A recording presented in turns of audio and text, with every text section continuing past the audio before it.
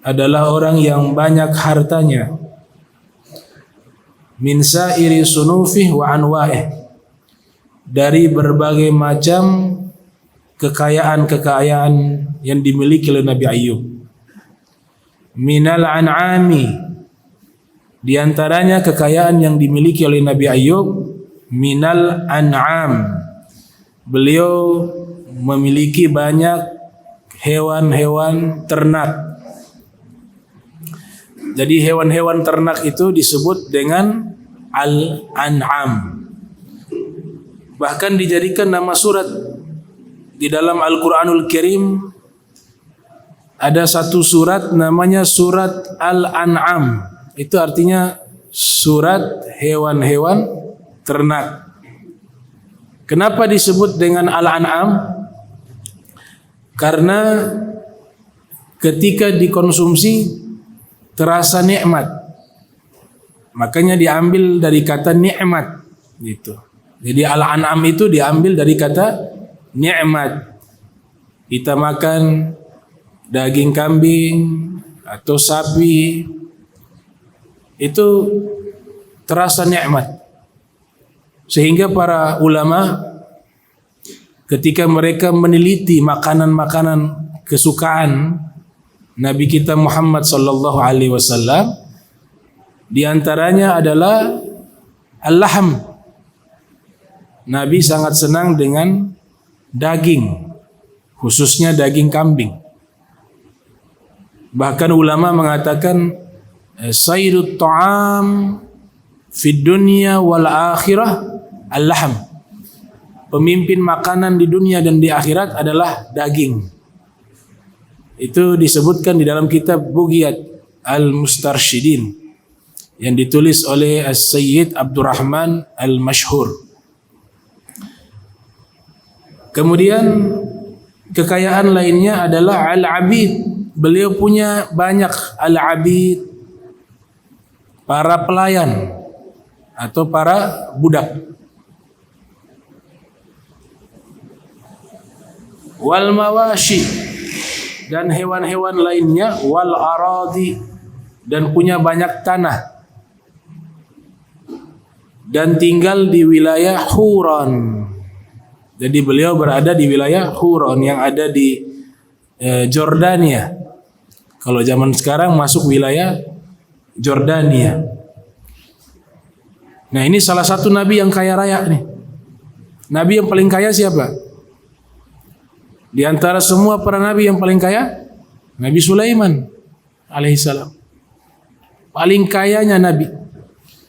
Sehingga dikatakan di dalam satu penjelasan dan uraian dari ulama-ulama ahlu tarikh, di antara semua para nabi yang masuk surga paling belakang itu Nabi Sulaiman. Karena hisabnya paling lama. Soalnya hartanya paling banyak. Itu.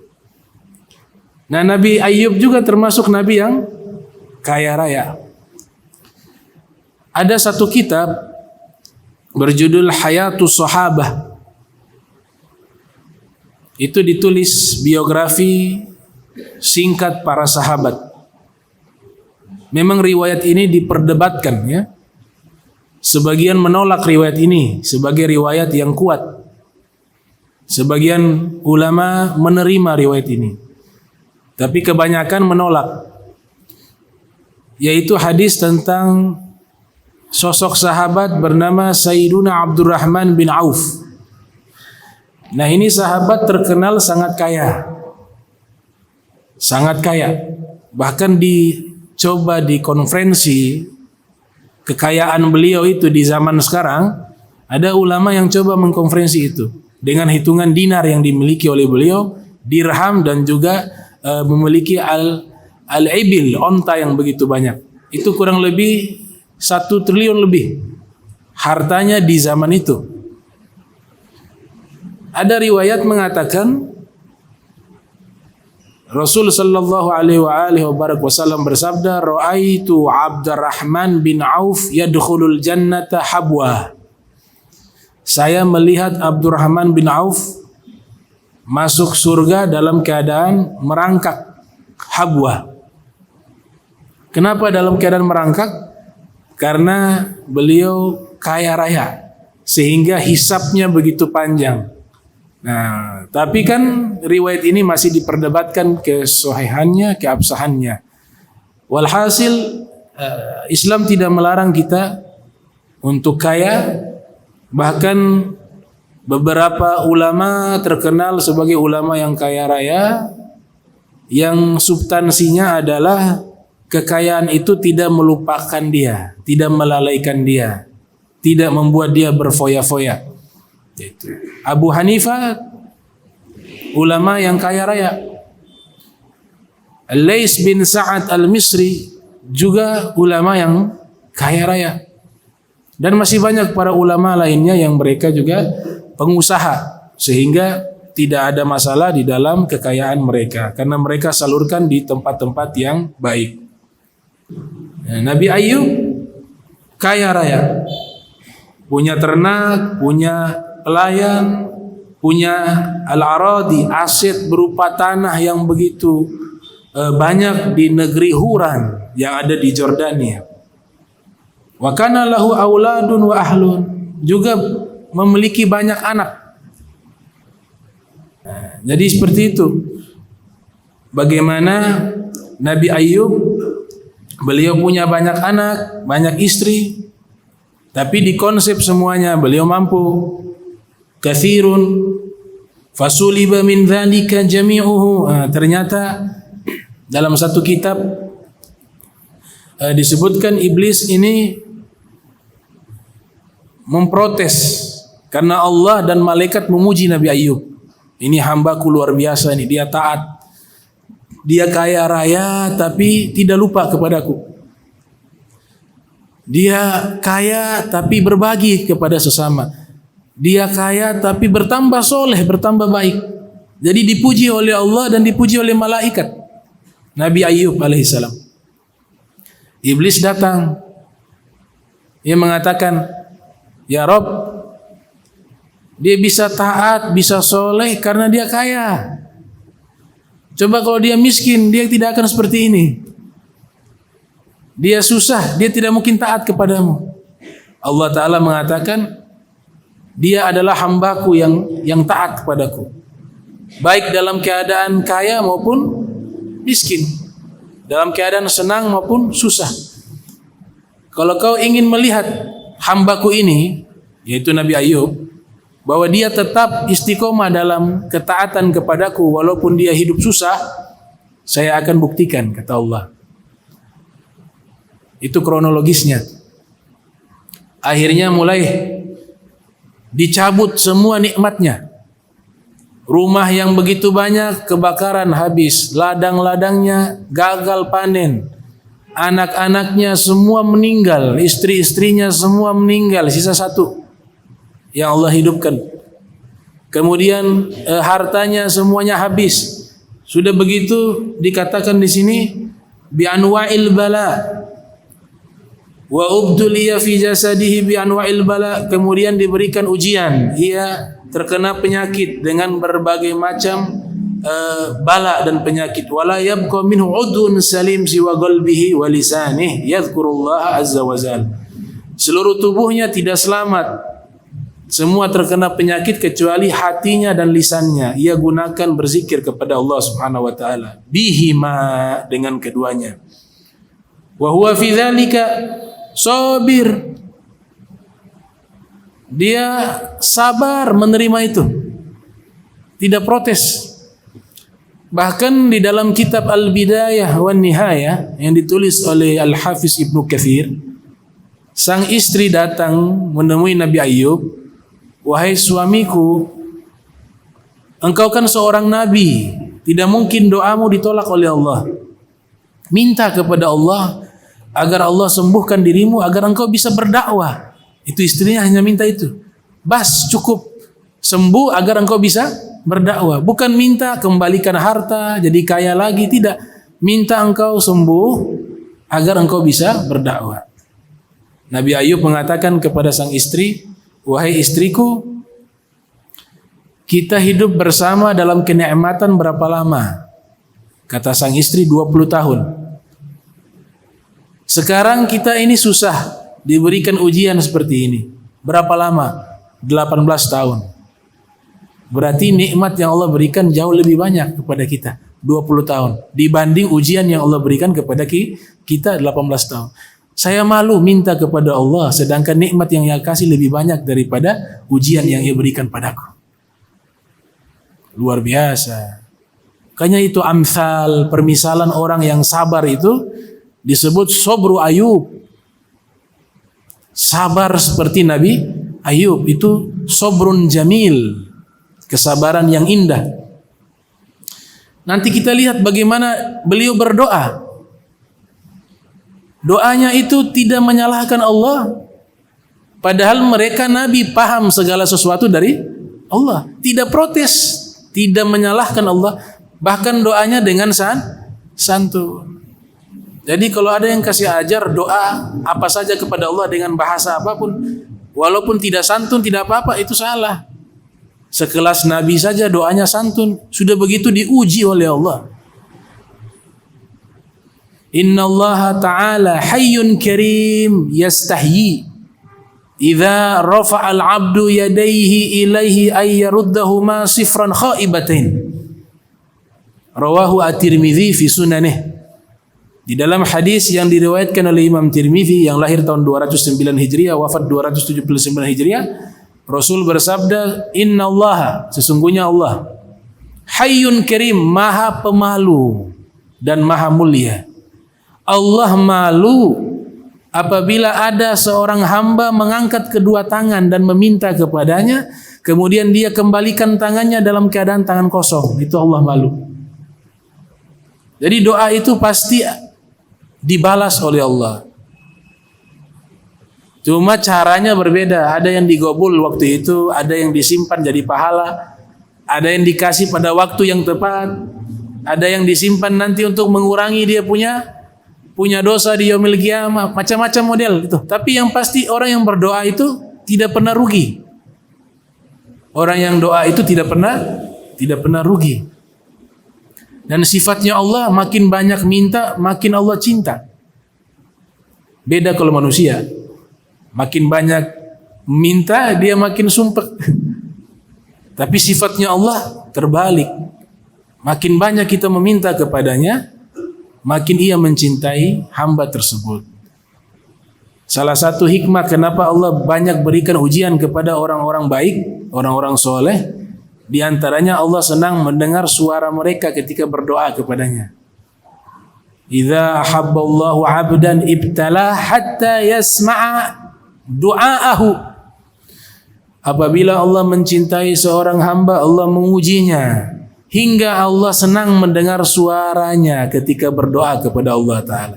Jadi kalau banyak masalah, biasa orang doanya lebih khusyuk, ya. Doanya lebih khusyuk. Itu hikmah yang perlu kita ambil dari biografi kehidupan Nabi Ayub. Nabi Ayub diberikan ujian yang luar biasa, beliau bersabar. Padahal beliau seorang Nabi. Tidak protes kepada Allah. Man lam yardha biqada'i wa lam yashkur li'ata'i wa lam yasbir ala bala'i fatlub rabban siwa'i. Siapa yang tidak ridha dengan takdirku, qadaku, biqada'i wa lam yashkur li'ata'i, tidak bersyukur dengan pemberianku, wa lam yasbir ala bala'i, dan tidak bersabar menerima ujianku, fatlub rabban siwa'i, silakan cari Tuhan selainku. Ta Allah Subhanahu wa ta'ala. Jadi hidup di dunia ini ya tempat masalah. Kalau tidak mau masalah, meninggal, habis. Itu juga sebenarnya masalah masih ada di alam barzah. Tapi ibaratnya di dunia ini disebut oleh ulama darul futun, tempatnya masalah, tempatnya fitnah. Al-Habib Abdullah Al-Haddad menggubah syair itu. Ilzam babaka, ilzam baba rabbika, ilzam baba rabbika. Teruslah istiqomah di pintunya Allah, di pintunya penciptamu. Watruk kulladun, dan tinggalkan segala sesuatu selain Allah. Watruk kulladun was'alhu salamah min daril futur, dan mintalah keselamatan dari tempat yang penuh dengan fitnah, tempat yang penuh dengan ujian. Itu dimaksud dunia. Min daril futun. La yadiku sadruka, jangan kau sumpah kalau punya masalah di dunia ini. La yadiku sadruka, jangan sempit dadamu sebab masalah-masalah di dunia ini. Fal hadithu yahun, karena masalah di dunia itu kecil. Fal hadithu yahun. Allahul muqaddir wal alam syu'un, karena yang mengatur semua Allah dan alam semesta ini mengikuti kehendaknya Allah. La yakthuru hammuk ma quddir yakun, jangan kau sumpah, jangan kau berlebihan dalam kesedihan ketika mengalami masalah di dunia, karena yang ditakdirkan oleh Allah tetap akan terjadi. Bagian dari qadanya Allah Subhanahu wa taala. Di sini dikatakan seluruh tubuhnya Nabi Ayub sakit. Kalau dulu kita baca buku-buku terjemahan tuh, saking parahnya penyakit Nabi Ayub itu keluar belatung dari dagingnya. Nah, ini riwayat palsu. Riwayat palsu, gak bisa dipercaya. Sudah diteliti oleh para muhadditsun bahwa riwayat ini riwayat Israiliyat. Riwayat dari cerita-cerita Bani Israel yang tidak sahih. Ini seorang nabi kena penyakit, bisa saja sifat jaiznya para nabi, sifat yang boleh dimiliki oleh para nabi, terkena penyakit. Tapi penyakitnya tidak menjijikan. Kalau yang digambarkan itu di karton-karton, di buku-buku, ada ulat keluar, bau busuk, itu penyakit yang menjijikan, gak pantas bagi para nabi. Itu. Jadi riwayat ini riwayat yang palsu, gak bisa dipercaya. Kemudian di sini dikatakan ketika beliau terkena musibah atau ujian tersebut, tetap istiqomah, gak berubah. Zikir kepada Allah fi lailihi, di malam harinya, wa naharihi, di siang harinya, wa sobahihi, di waktu paginya, wa masaihi, dan di waktu sorenya.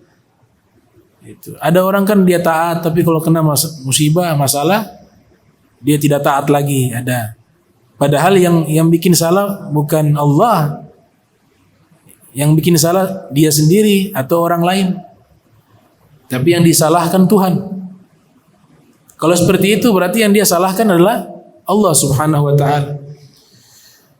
Kemudian wa tala maraduhu hatta afahu jalis wa awhasha minhu anis wa ukhrija min baladihi wa ulqiya ala mazbalatin kharijaha. Dan akhirnya beliau diusir dari negerinya karena penyakit, kemudian dilempar di satu tempat pembuangan sampah. Wah, ini juga kalau saya sih ala mazbalah, sampah. Kharijah, di luarnya. Wa anqata'a anhu an-nas wa lam yabqa ahadun yahnu alaihi siwa zawjatihi allati kanat tar'a lahu haqqahu wa ta'rifu qadima ihsanihi ilaiha. Semua manusia menjauh, tidak ada yang mendekati beliau. 18 tahun dalam keadaan seperti itu. Ini yang hebat siapa nih? Yang hebat istrinya. Istrinya ini tidak meninggalkannya. Istrinya taat. Bahkan untuk makanan sehari-hari itu istrinya menjual rambutnya. Tapi disembunyikan. Datang bawa makanan, wahai suamiku makan. Nabi Ayub bertanya dari mana? Ia selalu katakan halal. Dia tidak mau menunjukkan dari mana tuh dia mendapatkan itu uang untuk memberikan makanan. Padahal dia jual itu rambutnya sepotong demi sampai botak untuk memberikan hidangan makanan kepada suaminya. Wah, ini istri kayak begini langka ya. Iya. Ya, istrinya para nabi. Istrinya para nabi.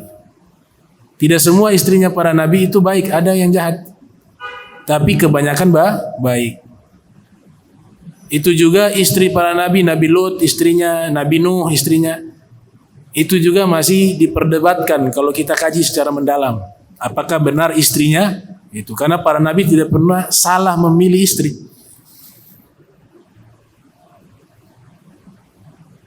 Bisa disebut asirah, macam-macam. Itu nanti pembahasan yang mendalam di kitab-kitab yang mutawalat. Di situ kita bahas secara mendalam makna tersebut.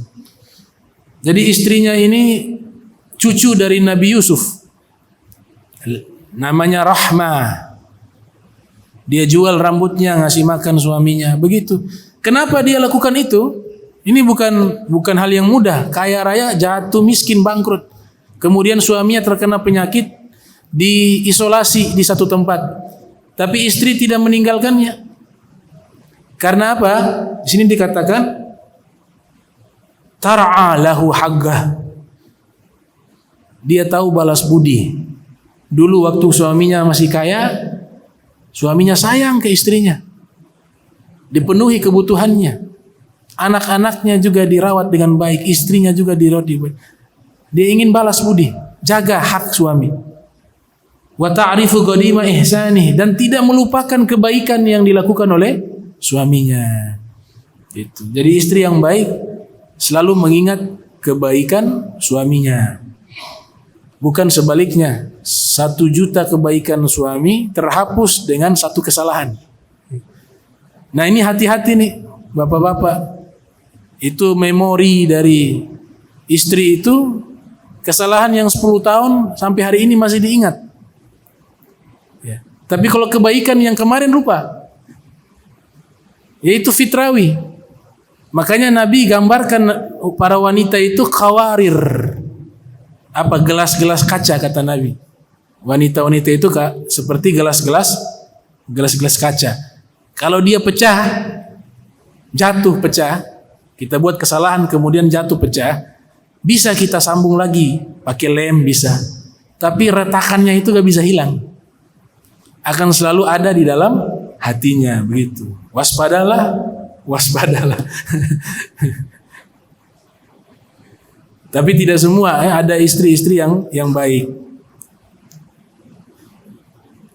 Nah ini Nabi Ayub, istrinya luar biasa. Dia berbakti ke suaminya, tidak melupakan suaminya. Sampai dikatakan di sini dia menjual rambutnya. Fakanat tataraddadu ilaihi fatuslih min sya'nihi wa tu'inuhu ala qada'i hajatihi wa taqumu bi maslahatihi. Dia selalu datang mengurus suaminya Nabi Ayub, membantunya memenuhi hajat, kebutuhannya semuanya dipenuhi. Wa dha'ufa haluha wa qalla maluha hatta kanat takhdubun nas bil ajr litut'imahu. Sampai akhirnya uangnya habis, hartanya habis, ya dia jual dia punya rambut. Wa hiya sabiratun ma'ahu ala mahalla bihi ma min firaqil mal wal walad. Dia bersabar bersama Nabi Ayub walaupun hartanya Nabi Ayub dan anak-anaknya semuanya sudah hilang. Dengan musibah tersebut sang istri dia bersabar. Dia mengurus dengan penuh apa? Keikhlasan, bukan karena terpaksa. Itu ikhlas.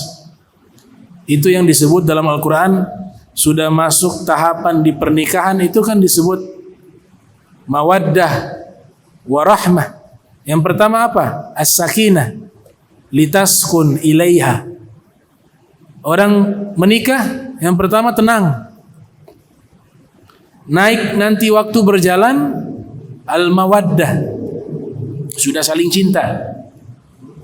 Kalau al-mawaddah ini beda dengan mahabbah ya.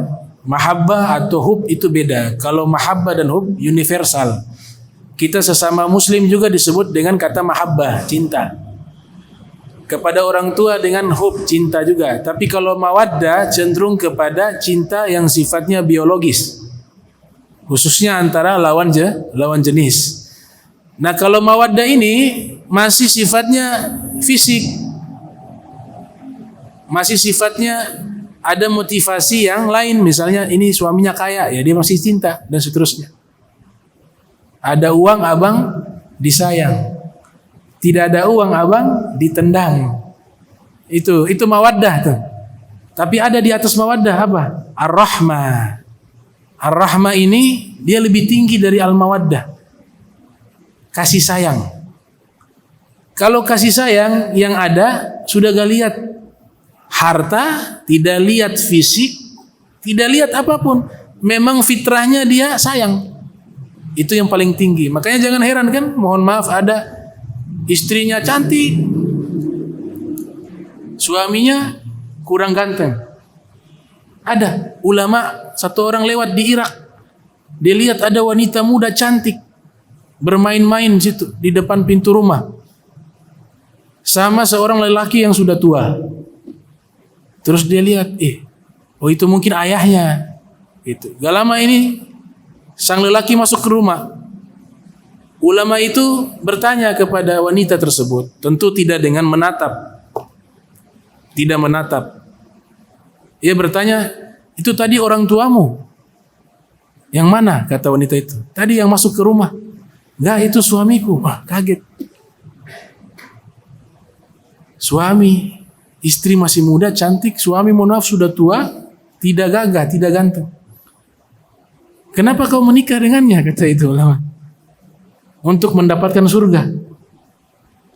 Kok bisa kau mendapatkan surga dengan menikah dengannya? Iya, karena kan dikatakan orang yang bersabar itu tempatnya di surga. Dan saya bersabar memiliki suami seperti ini. Makanya saya dapat surga.